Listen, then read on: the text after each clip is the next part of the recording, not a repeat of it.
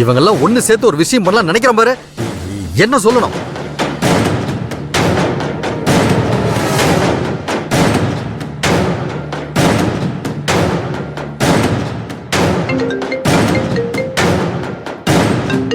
ஐயோ, அப்பா வேற போன் பண்றாரு.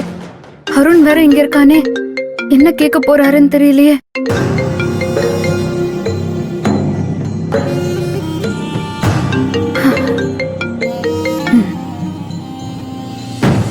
அப்பா எங்கம்மா இருக்க?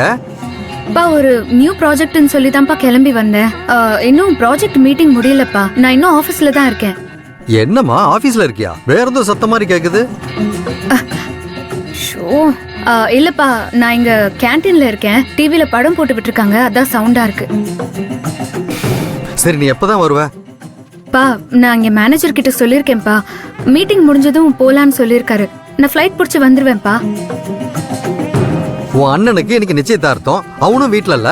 கேட்டா இங்கோ பிசினஸ் மீட்டிங் சொல்றான். நீதான் மாப்பிள்ளையுடைய ஒரே தங்கச்சி, நீயும் ப்ராஜெக்ட்னு போயிடுற.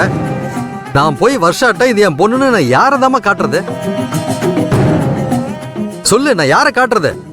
பா, அருணே இங்கதான்ப்பா இருக்கான். இந்த நிச்சயதார்த்தமே நடக்க போறது இல்ல. நீங்க ஏன்பா டென்ஷன் ஆகுறீங்க? என்னம்மா பேசாம இருக்க?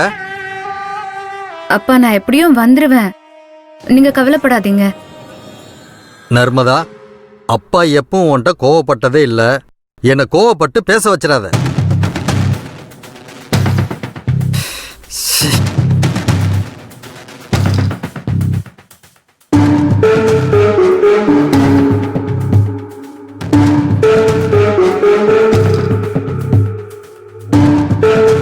பிள்ளைங்களை ரொம்ப படிக்க வைக்கிறது ரொம்ப தப்பா இருக்கு. ஆளுக்கு ஒரு பிளான் பண்றாங்க.